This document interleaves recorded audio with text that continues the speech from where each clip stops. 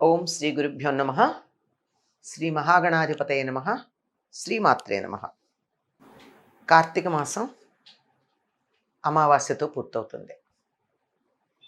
ఈ అమావాస్య ఒక ప్రత్యేకమైనటువంటి కార్యక్రమాన్ని నిర్వర్తిస్తూ ఉంటారు సాధారణంగా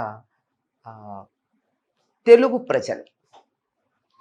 ఎందుకు అంటే ఒక ఆచారం మీద విశ్వాసం కలగాలి అంటే మన ప్రాంతంలో మనకి తెలిసినటువంటి వాళ్ళతో జరిగినట్టయితే అది కొంత మనకి బాగా దగ్గరగా అనిపిస్తుంది, మనకి సంబంధించినట్టుగా అనిపిస్తుంది. అటువంటి సంబంధం ఉండేటటువంటి ఒకానొక ఇతివృత్తం ఇది గోదావరి తీరానికి సంబంధించిందిగా మనకి చెప్తూ ఉంటారు. కార్తీక మాసంలో ప్రతిరోజు స్నానం చేసి తులసికోట దగ్గర దీపం పెట్టి శివుణ్ణి అర్చించి చేయడం అన్నది ప్రధానంగా అందులో భాగాలుగా చేస్తారు. దీనికి ధనం ఉండాలా అక్కర్లేదు. నదీ తీరాల్లో ఉన్న వాళ్ళకి నదీ స్నానం సమస్య లేదు. ఇంట్లో తులసి లేనటువంటి ఇల్లు ఉండదు. ఆ నదిలో స్నానం చేసి వచ్చి ఆ నదిలోంచి వచ్చేటప్పుడు ఒక చెంబుతో నీళ్లు తీసుకొచ్చి అది తులసికి పొయ్యడం కానీ లేకపోతే శివుడికి అర్చించటం కానీ అది పెద్ద కష్టమైనటువంటి విషయం కాదు ఎవరికీను. దీనికి ధనం అవసరం లేదు, జ్ఞానం అవసరం లేదు, సమయం అవసరం లేదు. నాకేం రాదండి, స్తోత్రాలు చదువుకోలేను, నేను ఎప్పుడు నేర్చుకోలేదు, తప్పులు చదువుతానేమో, ఇటువంటి సమస్యలు కూడా ఉండవు.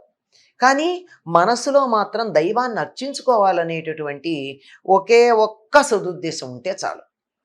ఆ త్రికరణ శుద్ధిగా దాని మీద కనుక దృష్టి ఉన్నట్టయితే ఎటువంటి ఫలితం ఉంటుంది అని తెలియచెప్పే ఒకానొక ఇతివృత్తం గోదావరి తీరంలో జరిగింది అనేది ఒకటి చెప్తూ, దానికి సంబంధించి ఈ కార్తీక అమావాస్య నాడు ఒకానొక ప్రత్యేకమైనటువంటి పూజను పాటిస్తూ ఉంటారు.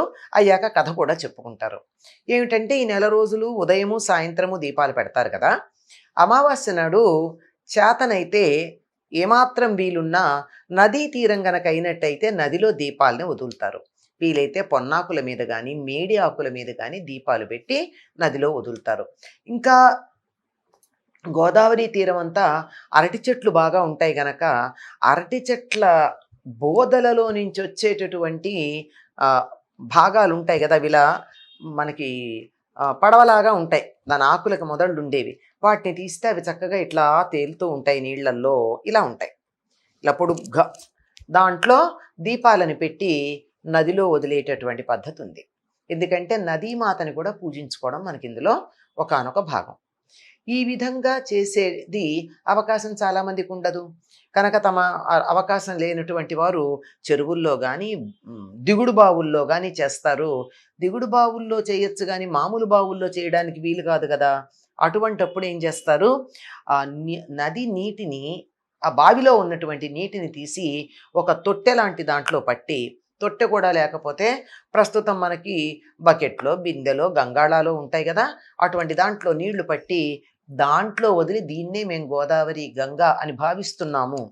ఎందుకంటే దైవం భావనకి లొంగుతాడు, ఏ దైవమైనా సరే. ఇలా వదిలిపెడతారు. ఈ వదిలిపెట్టింది ఇది కూడా సూర్యోదయానికన్నా ముందు ఈ కార్యక్రమం చేసి ఇది చెయ్యడానికి కలిగిన కారణానికి సంబంధించిన కథ ఏదైతే ఉందో దాన్ని చదువుకుంటారు, చెప్పుకుంటారు. దీనికోసం ప్రత్యేకమైన కథ కూడా అక్కర్లేదు. గోదావరి తీరంలో ఒక గ్రామంలో ఒక చాకలి కుటుంబం ఉంది. గమనించండి, ఈ కథల్లో అన్ని వర్ణాల వారు మనకు వస్తున్నారు. ప్రతి వర్ణానికి సమానమైనటువంటి ప్రాధాన్యం ఉంది.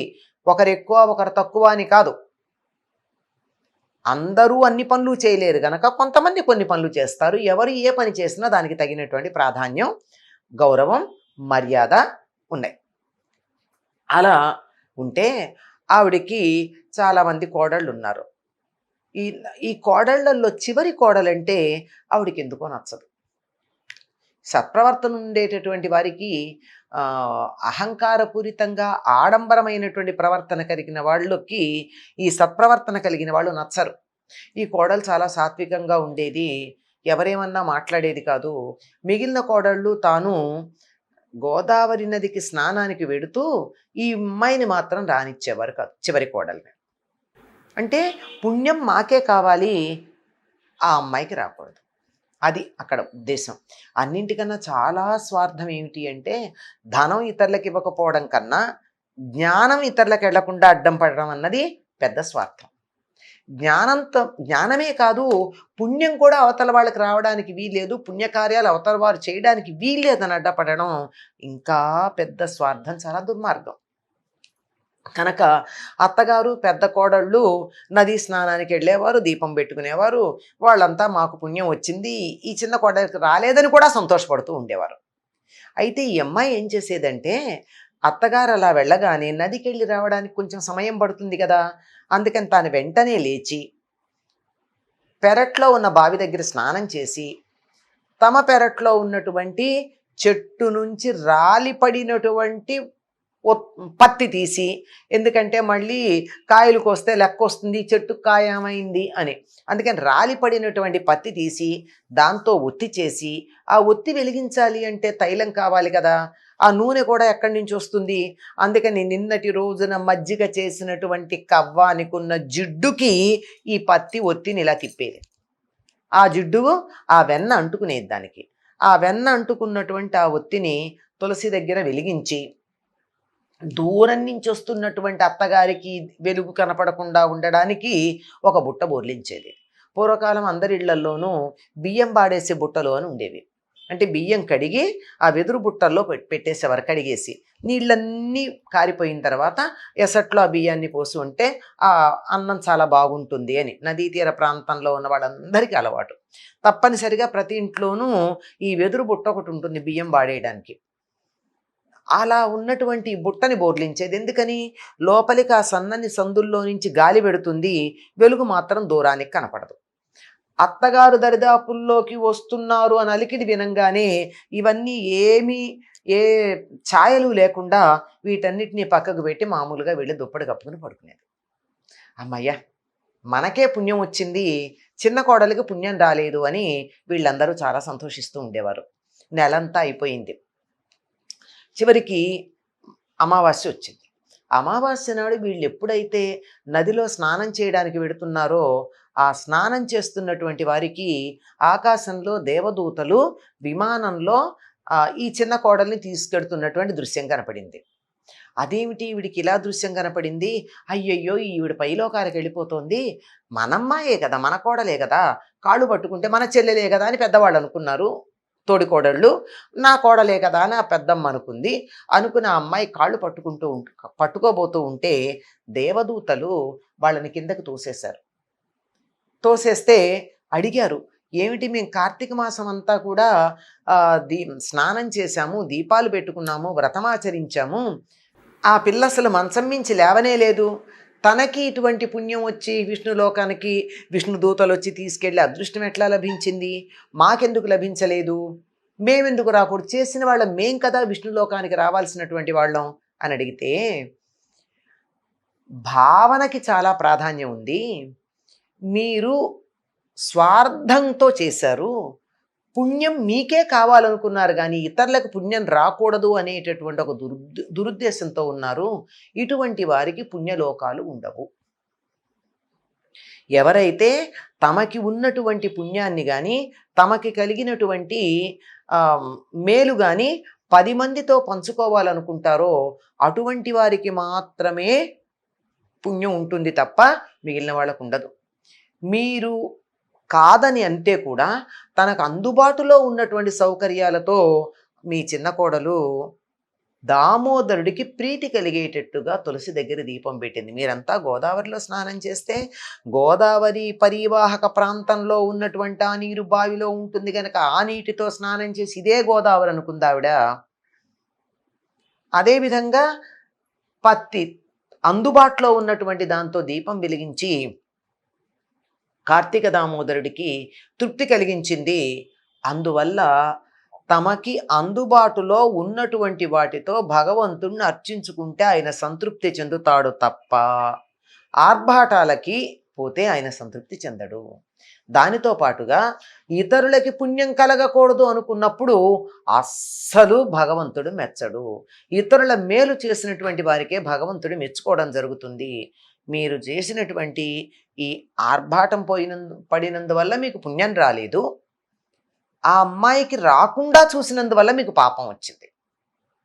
అందువల్ల మీరు మిమ్మల్ని మేము తీసుకెళ్ళేటటువంటి అవకాశం లేదు అని విష్ణుదూతలు గట్టిగా చెప్పారు. ఊళ్ళో వాళ్ళందరూ పోలీస్ వర్గానికి వెళ్ళింది అని చెప్పి చూసి సంతోషించారు. ఆ అమ్మాయి పేరు పోలి.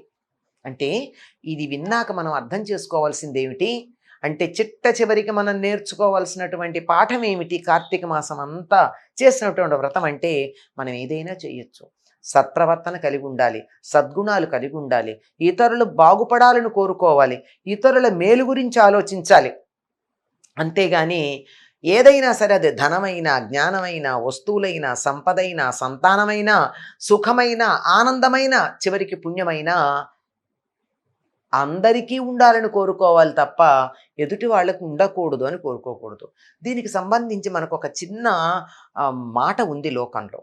ఎవరైనా ఈ ఏకాదశి నాడు కానీ, కార్తీక మాసంలో కానీ తెల్లవారుజామున స్నానం చేయాల్సిన సందర్భంలో వాళ్ళు చెయ్యలేకపోతే అటువంటి ఫలితం రావాలంటే ఏం చేస్తే సరిపోతుంది అని మనకి పెద్దలు చెప్పారు. ఏమిటి అంటే, అలా లేచి స్నానం చేయడానికి సిద్ధపడే వాళ్ళని వెళ్ళి లేపితే కూడా పుణ్యమట. అంటే నేను చెయ్యలేను, నా శరీరం సహకరించదు, అనారోగ్యం, మంచంలోంచి లేచే పరిస్థితి లేనటువంటి వృద్ధులు కూడా ఉంటారు, రోగులు ఉంటారు, బాలింతలు ఉంటారు. ఇలాంటి వాళ్ళకి మరి కార్తీక స్నానం చేసిన ఫలితం రావాలి ఎట్లా?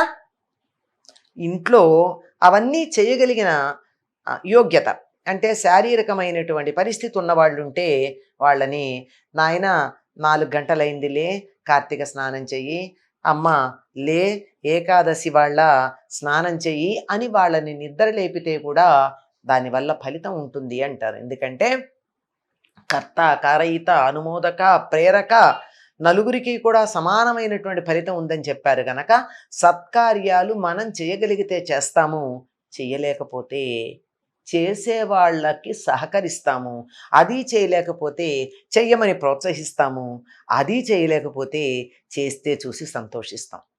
ఈ 4 రకాలైనటువంటి కార్యాల వల్ల సత్కార్యాల ఫలితం లభ్యమవుతుంది అని తెలియజెప్పేటటువంటి ఈ పోలీస్ వర్గానికి వెళ్ళడం అనే ఇతివృత్తం ఏదైతే ఉందో, ఇది ఈ ఆ అనే వర్ణం లేకుండా అన్ని వర్ణాల వారు.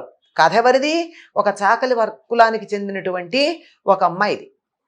కానీ అన్ని వర్ణాల వారు కార్తీక మాసంలో చిట్ట చివరి రోజున అమావాస్య నాడు తులసి దగ్గర దీపం పెట్టిన తర్వాత పోలిని తలుచుకుంటారు. పోలి స్వర్గానికి వెళ్ళినటువంటి రోజు అని ప్రత్యేకంగా ఈనాడు పసుపు కుంకుమలు చీరసారెలతో, అంటే చీరలో పెడితే ఆవిడకి అందుతాయని కాదు, పసుపు కుంకుమలు ఇత్యాదులన్నీ పెట్టి ఒక ఆడపిల్ల అత్తవారింటికి వెళ్ళేటప్పుడు ఎటువంటి మర్యాదలు చేసి పంపిస్తారో ఆ విధంగా పోలిని స్వర్గానికి పంపించడం అన్నది మనకి కనపడుతూ ఉంటుంది. కనుక సత్కార్యాలు చేయగలిగితే చేద్దాం, లేకపోతే ప్రోత్సహిద్దాం. స్వస్తి.